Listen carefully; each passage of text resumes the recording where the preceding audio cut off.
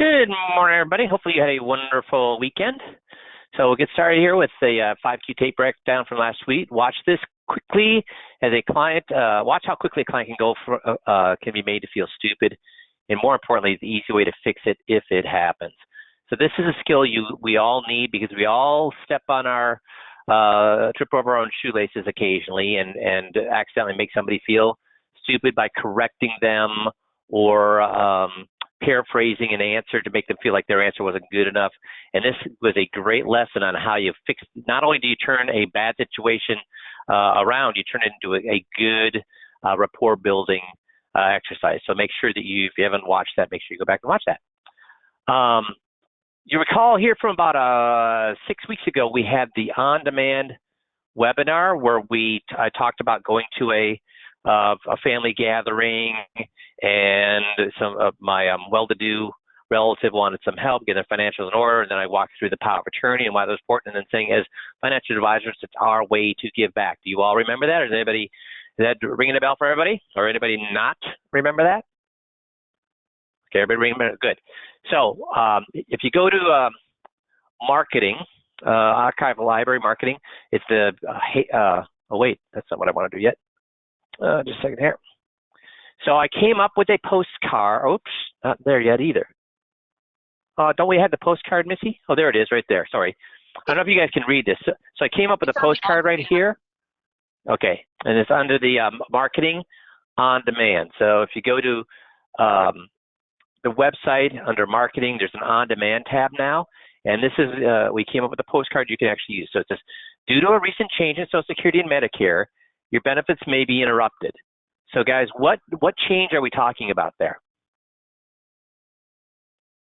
What change are we talking about there? We talked about 3 months ago.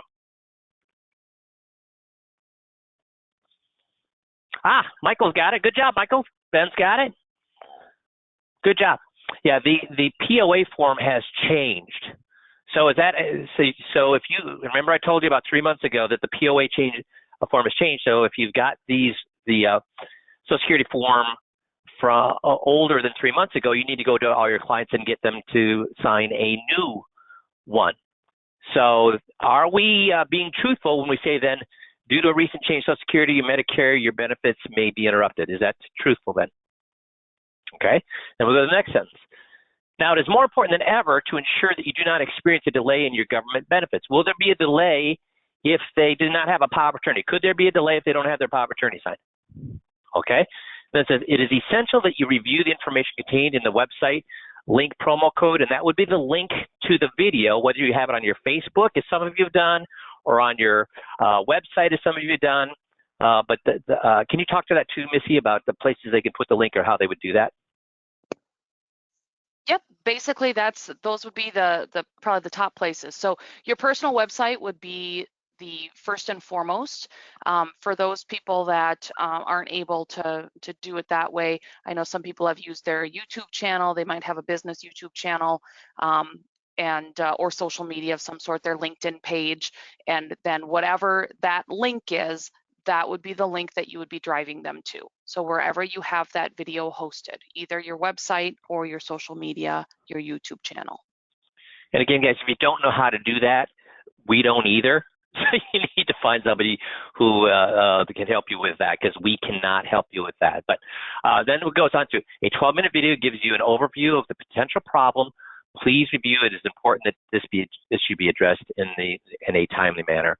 With the great demands on Social Security and Medicare customer service, a local financial professional, blah, blah, blah, will assist you with any questions at no cost.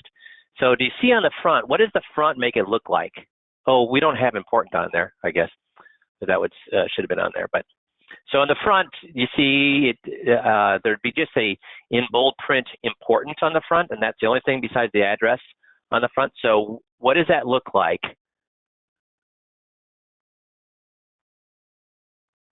What does that look with the address? What does that make it look like? If you got that postcard in the mail and it said important, and it was a white postcard or a yellow postcard, or government. Yeah, government. It looks like an official notification of your property tax or whatever. And then when you flip it over, is there any fancy schmancy high color, 5-color pictures and all that, or what does that look like? on the back where all the verbiage is. Yeah, boring. And why do we want it to be boring?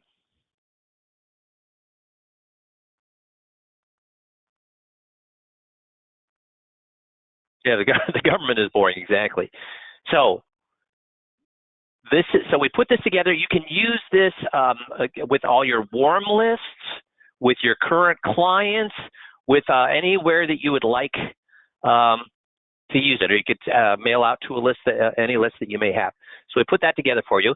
And then again, this is a low-cost way to advertise. I'm going to talk about a high-cost way to. You're all excited about a high-cost way to advertise, right? Or market, right? So first, let's talk about the low-cost way. So this is a low-cost way to get your name out there. The second one is the Halo system, which is for those of you that are comfortable working with institutions or places of faith. We've added the COVID edition to that. So if you go to the COVID edition, it tells you exactly how to do this. But essentially, you're going to start with a letter, and here's the letter you would send to local places of faith, so places of worship. So you'd send Pastor Johnson. Many in our community have come to realize during the COVID-19 pandemic what you've known and communicated your entire life as a leader of faith. Our values and family are what are truly important in life. Worldly goods put food on the table, but our values are what sustain us. It is because of that renewed realization in the truly important things in life that I've enclosed 2 tools that will assist your members in both thinking about and communicating what they really value in their lives. One is a legacy letter. And does anybody here not know what a legacy letter is? Okay, good. So it is a person's experience, both good and bad, that create their worth on earth, not how much they accumulate in their savings accounts. It's those experiences that create that person you are, your values, wisdom, humor, passion, and kindness. And if these things that your children and your grandchildren remember long after the monetary inheritance is spent, money is only a small part of the legacy. How do you pass down the value of your life on earth? By using a legacy letter. It is a document of the heart, not a legal document. It is your way to let people in your life know both what is important in your life and your dreams and joy when you're gone. And 2, a quality life directive, a document that goes far beyond just appointing someone as medical power of attorney, but instead allows a person to choose more specifically the medical care they do or do not want in all the gray areas in between. Is a loving document that removes the burdens of tough decisions from the family. I'm providing these documents at no charge to the community. My hope is perhaps that to use the recent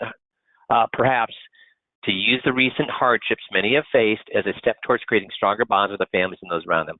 I'll follow up with a phone call to see if you feel these documents would be of value to your members and to see how many copies you might want to provide. So that would go to a pastor. Now, then you would follow up. Here's, again, under the system, it tells you how to follow up. And Missy, where is the script that they would use? Is that on a different page? It's under number 4 where it says the brief conversation. There you go. Says conversation. See right here, guys. So then I give you a little brief conversation that when you call the pastor to follow up on it, guess what you're going to offer them? To walk the people. Our places of worship used to doing things online at this point. Yes. So then you're going to walk them through the 21 light. So most of, I got a couple of no's, but I guess you must live in a different place because most of all the all the churches, guess what in my area in Minnesota, they all had things for the last couple of months on their billboards outside their on their lawn. And what did it say? Come see us or come see us online for our. Yeah, they said, come see us online. So they're used to that. So now would be the time to approach the pastor with this to say, hey, would you like me to do this 21, to give them the 7 additional tools for free? Does that make sense? So this is another tool you could use. Again, how much is this costing you? How many places of worship do you have? Or how many of these letters are you going to send out? How many places of worship do you have in your area?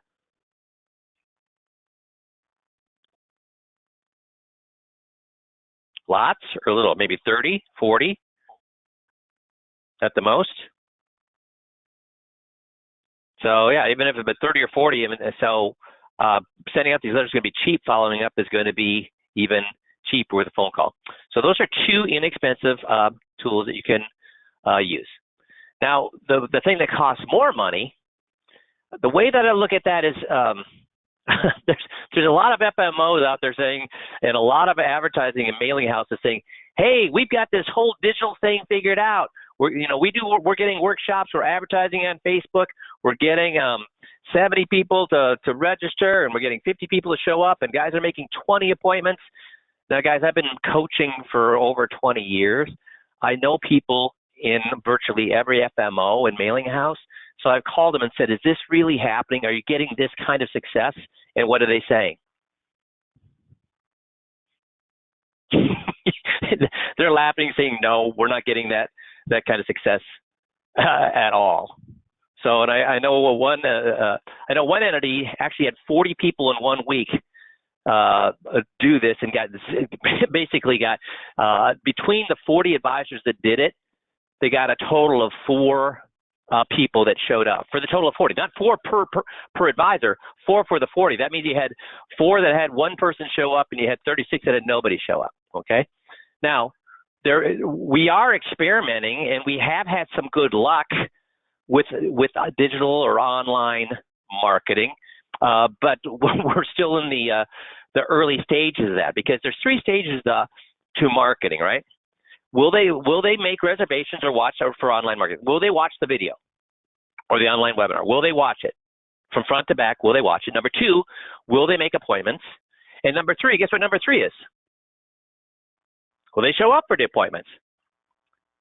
So right now we're in the midst of experimenting with something online, and ECA is, and we're trying to figure out how effective this is. Right now, it's looking somewhat not fantastic, but it's looking promising. But the way I look at it is, guys, we only have 150 advisors that we have well over 200 advisors, but only 150 that we coach one-on-one. And I look at your marketing dollars as being expendable or not expendable. Not expendable. I don't want you guys spending money unless we have some level of success. Now, luckily, we have guys that are very, very successful, and they'll spend $5,000 on an experiment just because they're like, well, I got to do something. I'll spend $5,000, and to them, $5,000 is nothing. So luckily, those are the guys that are doing the kind of marketing we're talking about, and we can see and use them, and they're kind enough to share that information with us so that we can let everybody else that can't throw $5,000 around like nothing to make sure that it's working for those successful guys before we roll it out to people who are $5,000 is real money, and they don't want to spend that unless they're going to get some kind of return on that. So that's the way we approach it. But most FMOs, how do they look at your marketing dollars? Do they have 150 advisors, or do they have 2,000 advisors?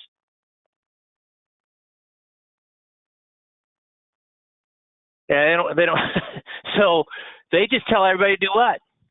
Hey, we got this thing, it's working. It was amazing that within 1 week after the whole COVID hit, they're already telling people they have successful systems. Is that possible in 1 week for somebody to have done an online webinar or advertised for it, come up with the advertising, done the webinar, made the appointments, and closed business? Could you do that in a week or 2? No. But yet they're telling everybody what? So I am telling you that we are working at we've been giving you some things to do inexpensively. They're working. In fact, Jerry just said we had 2 other guys use Alex's little bond script and to close a whole bunch of business last week. So that's still working.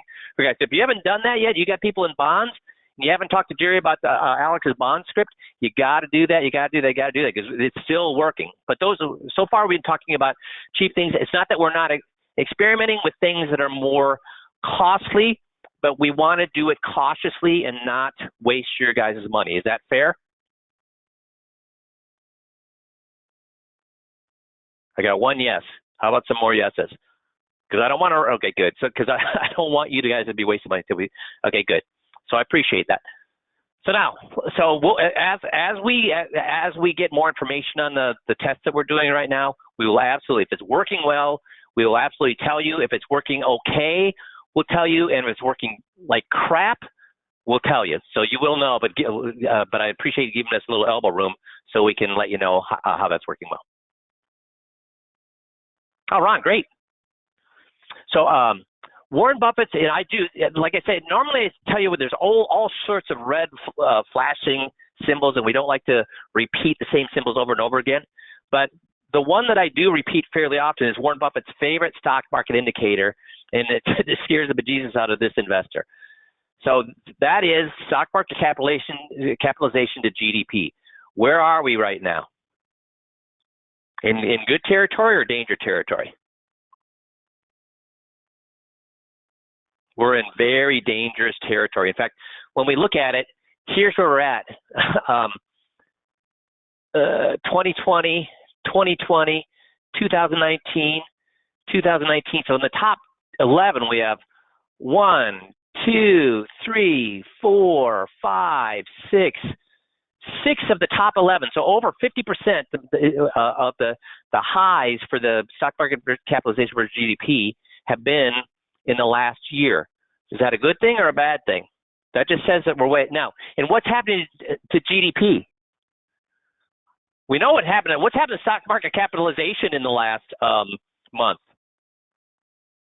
Sky high. What's happened to GDP? And what's going to happen for the rest of the year? So what's going to happen to this percentile? Holy crap. We're in dangerous territory. I would say basically we're like the captain of a ship when the worst typhoon that's ever happened comes, Berkshire Munger said. We just want to get through the typhoon, and we'd rather come out of it with a whole lot of liquidity. We're not playing, oh, goody, goody, goody, everything's going to hell. Let's plunge in and with 100% of our reserves. Is Berkshire Hathaway buying right now? They're buying equities right now. Are they holding on to their, yeah, they're holding on to their money. This is one dangerous rally. So talking about, this is how bear markets occur. You have the stealth phase, awareness phase, and you have a bear trap, then it goes way up with enthusiasm, greed, delusion, the new paradigm is what?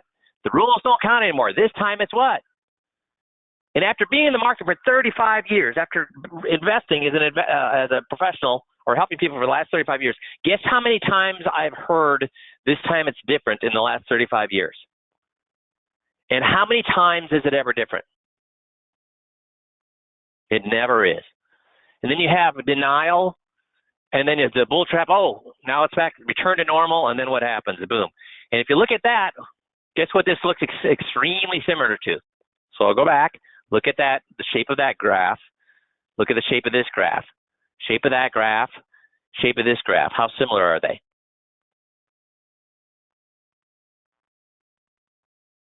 Now, obviously, this one's exaggerated, but are they the same exact shape? So that means, what is this? Is this are we finally back to normal, or is this? We don't know for sure. Nobody knows. I wish I knew. I wish I knew. So before we had the big market crash that Friday, I pulled half of my money out of equities. If I was really sure, what would I have done instead of pulling? So first of all, pulling half my money out of equities, that's not a bad move right before the market crash, the Friday before the market crash. But if I was really sure, I would have shorted. So was I all that? Did I have a crystal ball? No, I had an inkling, I had a gut feeling, but did I short the market? No. I would be unbelievably wealthy right now if I'd shorted the market. So we never know. I'm a conservative guy, so I always hedge my bets. So we don't know for sure what's going to happen, but we have to. Should we be ecstatic about what's happening right now? No, we should be what? Plan for the good. Hopefully it keeps coming back up, but also plan for the worst. Okay, so these looked almost identical. And now today we're going to talk about. We talked here, I think last week or the week before, about Ray Dalio, who runs Bridgewater hedge fund, and he said what? He said, "Be out of bonds." Now, why do people pay attention to Ray Dalio? Because a lot of people pay attention to Ray Dalio, and that's what we're going to talk about today. Because of this. Here's Bridgewater, average hedge fund portfolio, and the S&P 500. So has he done better or worse? Yeah, Kevin says most successful hedge fund ever. Yeah, it is the most successful hedge fund ever. But the funny thing is, how many of you know about the bet that Warren Buffett made with hedge fund managers.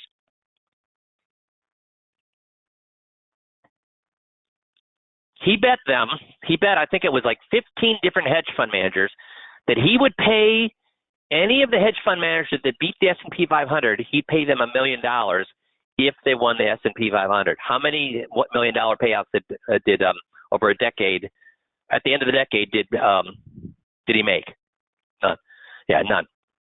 Now, here's the funny thing, though, about Dalio. You know, you've heard me talk about, I'm not against hedge fund managers. I'm not against money managers. But what have I said about money managers? How do I know none of your money managers are fantastic? How do I know none of your money managers are fantastic? We can afford them, Nick. That's the best. That is exactly right. You can, because if you were really that great, and we're seeing here, Bridgewater is one of the most successful hedge fund ever, and did they beat the S&P 500?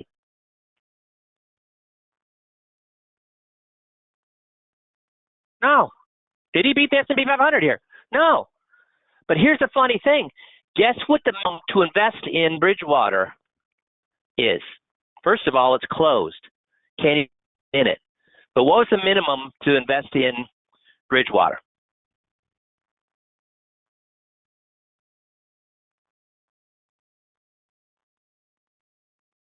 Yeah, it had different depending on how you invested. For new client relationship, Bridgewater's standard minimum fee is expected to be $500,000. Is that the minimum investment or the minimum fee? That's the fee. So how much would you have to have if that's the minimum fee? So when somebody tells me they've got a money manager that's got it figured out because he has a minimum client size of $1 million, guess what I do? Laugh and laugh and laugh. Because if you were really that good, look at, for their all-weather strategy, what's their minimum? Is this $4 million the minimum investment or the minimum fee? It's the minimum investment or minimum fee, guys? That's the minimum fee. So standard minimum fee is $500,000. For their all-weather strategy, the minimum fee is $4 million. For the pure alpha major market strategies, it's $2.7 million. That's the fees. So when somebody tells me they have a money manager that's got it figured out, I laugh my behind off because there ain't no way. Because you would not be able to afford them, nor would your clients. Now, does that mean money managers are bad? No, all I'm saying is money managers are what? Money managers are good. Will most money managers beat what the average investor would do if they did it themselves? Yes. So what is the purpose of a money manager? To be some sort of seer that they can see into the future, and they've got algorithms that are going to beat the market, and they're going to take less market or take less risk when the market's down, and more return on the market. Is it any of that, or what's the three things that we promise with our money manager? We say what? First is if the market goes up, your account's going to do what? Go up. If the market goes down, your account's going to go down. And historically, the market has gone up more often than down. So I'm not against money managers. I'm against money managers saying that they're somehow better than every other money manager, because that just ain't what? That just ain't true. Because if they were really better than other money managers, they'd have a minimum fee of what? $500,000. Minimum fee of $4 million. Not a million. Not a minimum investment. A minimum fee. We're talking about $50 million to $100 million minimum investment. And again, did Bridgewater beat the markets? No. Now, guess what? Bridgewater stopped taking more money. They still had, even though they didn't beat the S&P 500, there's still people were throwing them money at these kind of fee levels. Does that make sense? So, but that said, a lot of people pay attention to Ray Dalio, not for his investment acumen, but for the way he lives his life. That includes Bill Gates. That includes Warren Buffett. That includes a lot of very smart people. Do try to follow and look up to Ray Dalio's principles, his book, The Principles, his management style. Exactly right, Mark. So I want to go through some of his management styles. And this is a book that if you ever want to, this is a terrific, Bill Gates, Tony Robbins, and again, Warren Buffett, they've all read that book and go by his business principles. So it can be summarized as this. Think for yourself to decide what you want, what is true, and what should you do to achieve number one and number two. Do that with humility and open-mindedness so that you consider the best thinking available to you. So life's principles and introduction. So this is the introduction of the book. Look at the patterns of those things that affect you in order to understand the cause and effect. What he's saying is if you're successful, look around to find out what made you successful. If you're unsuccessful, look around to find out what made you unsuccessful. If you're lucky, look around to find out what made you lucky. If you're unlucky, look around to you to find out what made you unlucky. Life has a cause and effect relationship that drive them and to learn the principles for dealing with them effectively. So today, we're going to just go through 6% of the book. Over the next year, I want to get through the entire book. We'll look at it occasionally here and there, but we're just going to talk about the first 6% of the book, just the first 6% of Dalio's principles. Yeah, this is Ray's book. So principle one, embrace reality and deal with it. So what is he basically saying there? Embrace reality and deal with it. What he's saying is more, besides embrace reality and deal with it, he's more likely saying don't do what?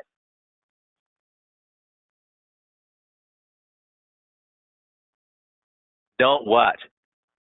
Panic, yeah. Don't complain. Don't make excuses. Don't whatever. It's amazing when in 2000 I would talk to guys and they'd say why weren't they successful? They say because of the market. And then in the mid 2000s, why aren't you successful? Because of the market. And then in the early teens, 20 teens, because of the market. Guys, it's okay to say something's happened to you if you're the only person not making money.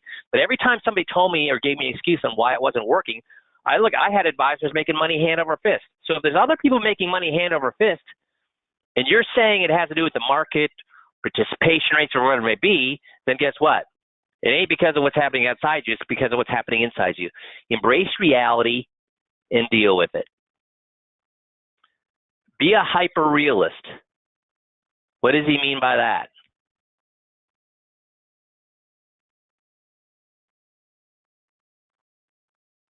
Understand what's going around you. Don't shoot for the stars. Plan. Create a plan to get you there if you want to shoot for the stars. Yeah, critical thinking. Yep. So dreams plus reality plus determination equals a successful life. So a hyper-realist, a non-hyper-realist would just have what? Dreams.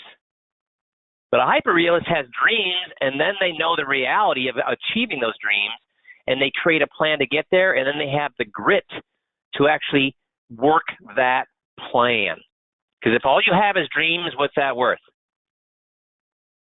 Nothing. Truth, or more precisely, an accurate understanding of reality is the essential foundation for any good outcome. This is one thing that that 5Q preaches that will make you successful. What's our truth with 5Q? What's the truth we talk about over and over and over in 5Q?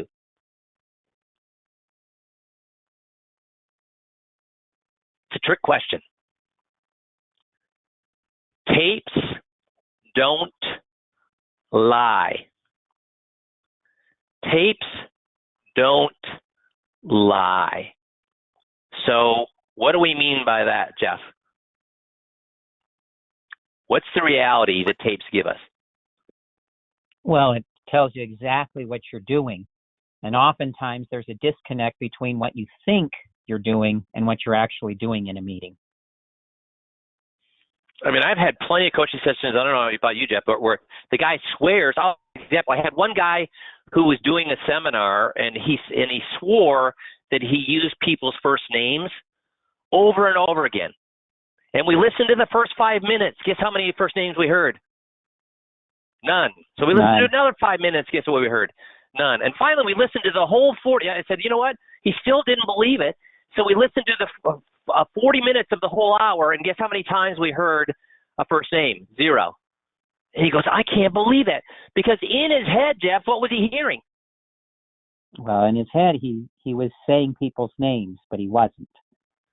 Which is bizarre. But that's exactly what was happening. He would have took it, if he had taken a truth detector test, guys, do you think he would have passed that? Yeah. The only reason he sent me the tape, he was so proud of himself. He was so proud of himself. He was convinced that he did it right. But he was also scratching his head because guess how many appointments he got at the end of the seminar? 30%. 30%. Because that's what will happen.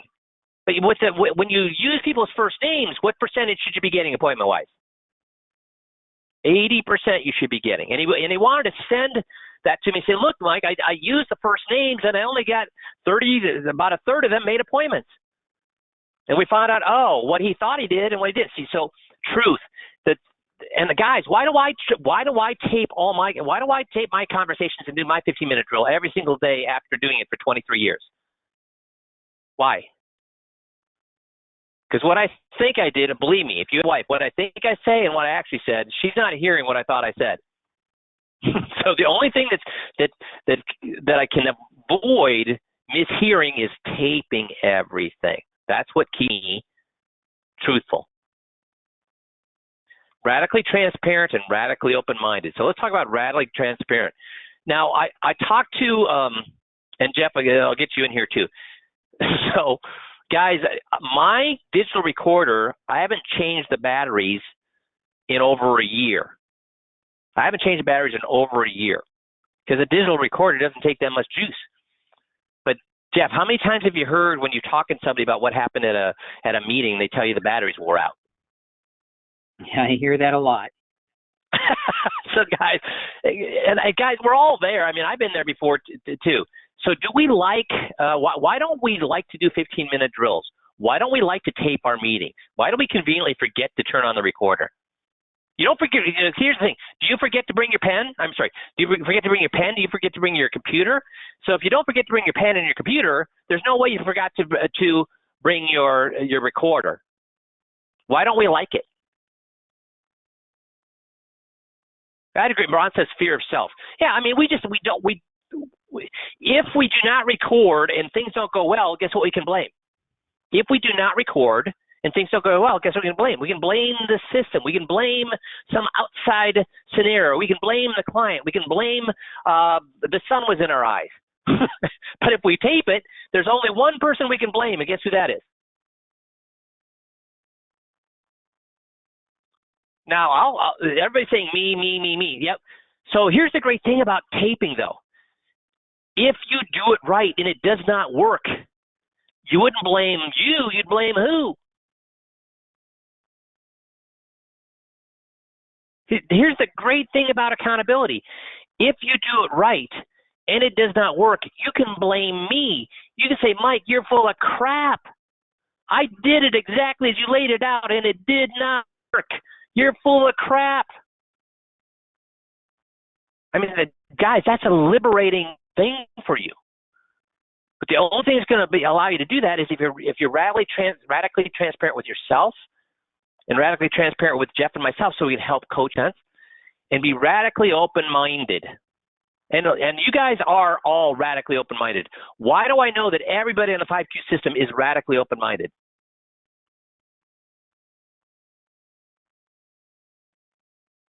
Is the 5Q system anything like what you were doing before you came on board? So you guys, congrats. You are all radically open-minded. Awesome. So don't let the fear of what others think stand in your way. So one of the things that we have you do we like you to talk very professionally and automatically and use big words and act like a true professional? Or do we like you to be more loose and laugh and have some fun with people? We want you to be more human. And you got to, about I think about 6 or 7 years ago, I fired a guy. And the reason I fired him is this. Every time I listened to a tape, he was always using million-dollar words. He loved to use big words. And I said, you got to stop, you got to stop, you got to stop. Well, it's very difficult because I don't really know. Dudes, he was pretty impressed with his intellect. How impressed are you with his intellect if somebody who's that smart can't figure out how to use smaller words? Is he really that smart?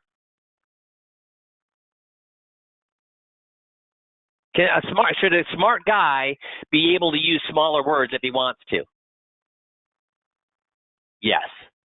So this guy was just what? He was more concerned about what than what? He was more concerned about his image than he was about communications. He was worried that if he talked in a normal way, people wouldn't think he was smart. Unfortunately, Jeff, what do we found out? What is research showing us? That the smarter you talk, the better it works, or the smarter you talk, the worse it works? No, actually, the worse it works. When they do studies, especially they do them with attorneys. They do shadow juries. And what they find is when you call an expert witness, the jury will always gravitate toward the expert that can explain things in layman's terms. They can't understand the explanation. They don't believe it. Guys, it's Jeff always points out it's the country attorney, or what they call it, the down to earth or country attorney that always wins, because that's the one people relate to. Another principle: evolution is the single greatest force in the universe. It is the only thing that is permanent, and it drives everything. You got to evolve or die. And how we do that is with what? Trial and error. We try, we fail, we try again until we succeed. I have been doing motivational interviewing for 27 years.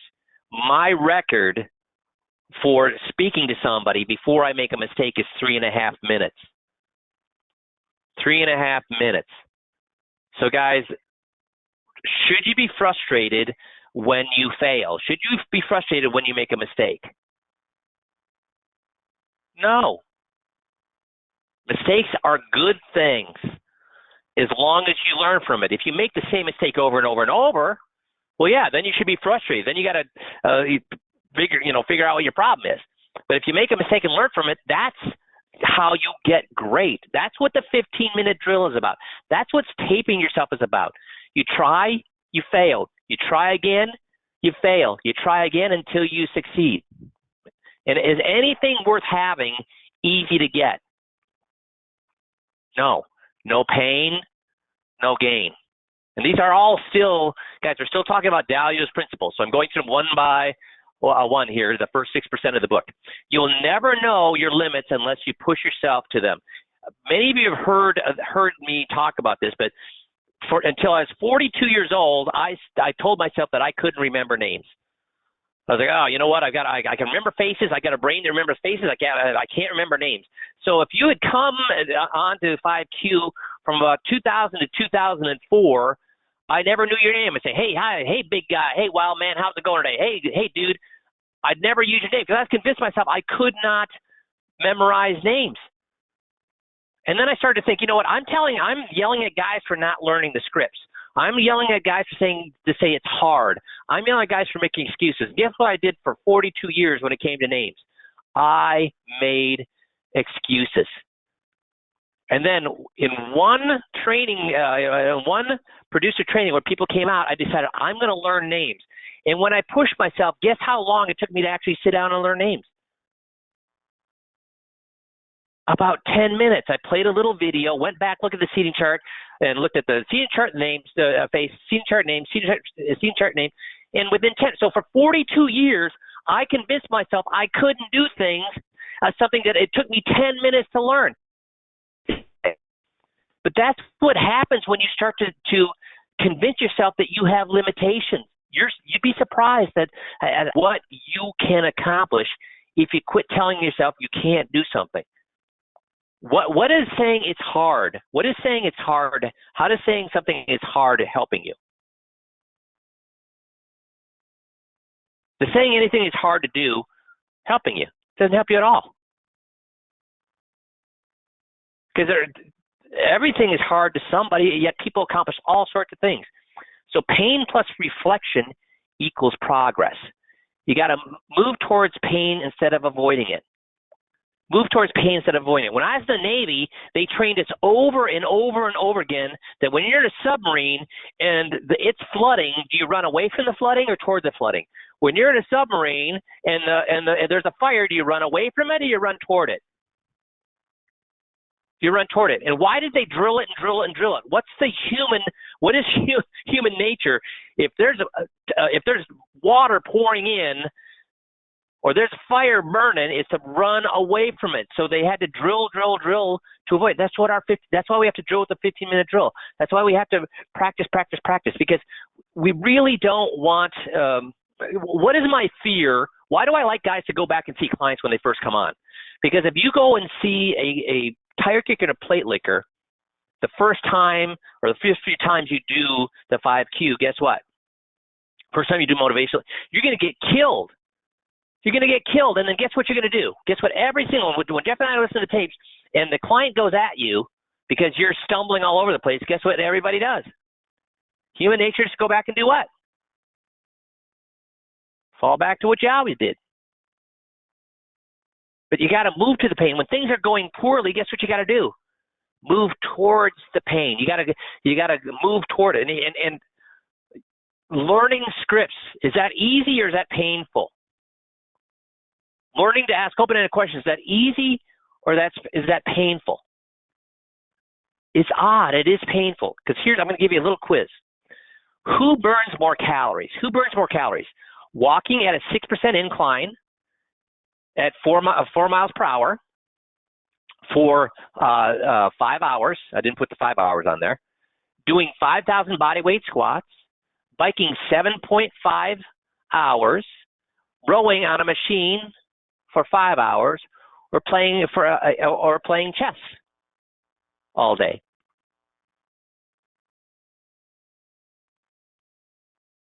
So we got all sorts of different answers, including some of the right answers. Over the course of an intense multi-day tournament, a grandmaster would burn 6,000 calories a day. 6,000 calories a day. That is more. All these walking for 5 hours at a 6% incline, 4 miles per hour, 5,000 body weight squats, biking for 7.5 hours, rowing on a machine for 5 hours.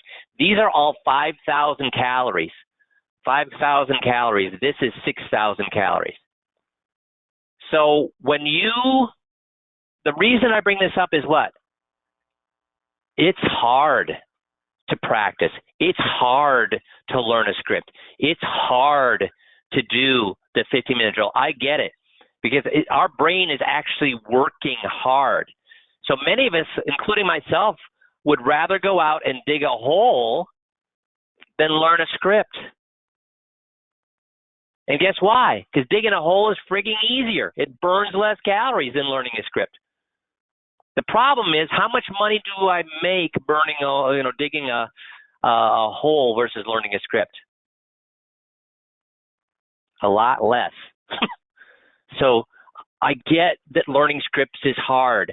I get that doing the 15-minute drill is hard. It's hard on our psyche because we have to admit that maybe we're not as good as we thought we were, and it's physically hard. You are burning a lot of calories. I hope the reason I'm showing this is I hope you understand now and can forgive yourself for not wanting to learn the scripts and memorize the scripts, for not wanting to do the 15-minute drill.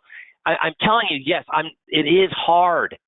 Your body is working hard, but it's anybody can do it. Whether you're out of shape, you can do it. If you're in shape, you can do it. If you're 72 years old, you can do it. If you're 22 years old, you can do it.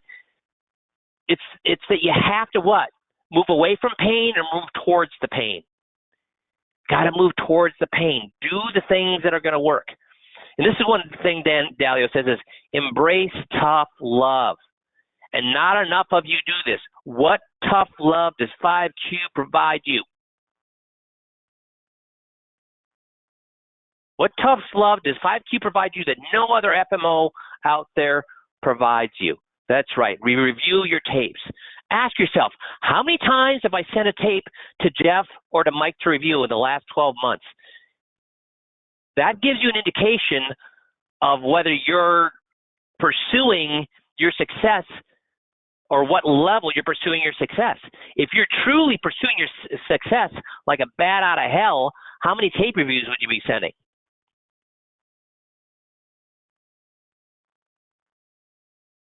So you don't have to, because but then you have to be honest with yourself. I mean, if your kid wants to make it onto the hockey team or onto the football team, and the coach says all summer long you need to be hitting the weight room, and then your son never goes to the weight room all summer long, and then he complains about not making the team, what do you tell him? You didn't what? Why are you complaining about not making the team? You did not what? Do the work. So here's the thing, guys. If you don't embrace the tough love, send in the tapes. That's cool. But then you have to admit what?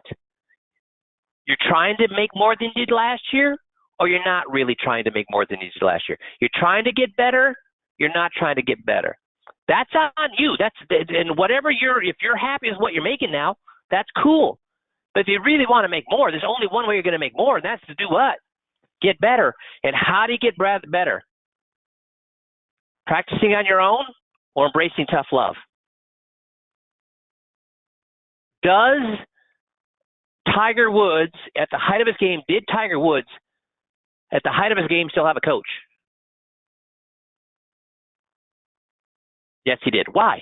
Because Tiger Woods could beat the pants off of his coach. Why the heck would he bother having a coach? Best golfer in the world. At the height of his game, he's the best golfer in the world. Oh, yeah, Ron brings up LeBron has many coaches. He's a fitness coach. He has he's got all sorts of, he's got a mental coach. He's got all sorts of coaches. It's because people, can experts see the mistakes they're making? Or does the stepping outside and having a different pair of eyes look in, have them see things that person couldn't see? It's the extra pair of eyes looking in. It's objective scrutiny. Very good, Dale. That's exactly. It's objective scrutiny. It's somebody looking in from the outside, because you're going to see what you're doing as the right thing, because it's worked for you in the past. You're not going to see how you can make yourself better. So if you're truly trying to get better, you got to do the things that are tough, not the things that are easy. You just can't go skating through your day. You got to own your outcomes. Got to practice a higher level of thinking. Think of yourself as a machine, operating within a machine, and know that you have the ability to alter your machine to produce better outcomes. But you have to do what? If you want a machine to work better, you got to what? Just let it run until it grinds itself to a halt, or you got to constantly do what? Oil it, yeah, oil it. The biggest mistake most people make is not to see themselves and others objectively, which leads them to bump into their own and others' weaknesses again and again. So, guys, if you're not doing tape reviews, if you're not taping yourself, learning the scripts, if you're not constantly reviewing your skill level, are you being objective about how good you are? If you're not sending us the tapes, if you're not even reviewing your tapes, if you're not even taping yourself, can you be objective about how good you are? No, you can't. You can't. So asking others who are strong in areas where you're weak to help you is a great skill that you should develop no matter what, as it will help you develop guardrails that will prevent you from doing what you shouldn't be doing. The only people that have access to Jeff and myself who have been coaching guys to make $1 million and $2 million a year for 20 years is you guys, and you're not using that tool. If we told your wife you weren't using that tool, how happy would they be? If we told your husband that you weren't using that tool, how happy would they be? They'd say what? What would they tell you? Man up or woman up, and what? Use the tool. The best people out there still need coaches. So if you're open-minded enough and determined, you can get virtually anything you want. But you got to be open-minded to your own weaknesses. You got to embrace the pain. You have to do the work, even though, like I said, mental work is tough. Mental work is tough, but you got to do the work anyways. Make sense? So that's the first 1/6 of Dahlia's principles. Over the next year, we'll dive into them occasionally here and there and go through the rest of that book as time permits, like once a month or something like that. So was that worthwhile, touching on Dahlia's principles today? Awesome. Good. So you guys have a wonderful rest of the week, and we will talk to you all next Monday. Thanks, everybody.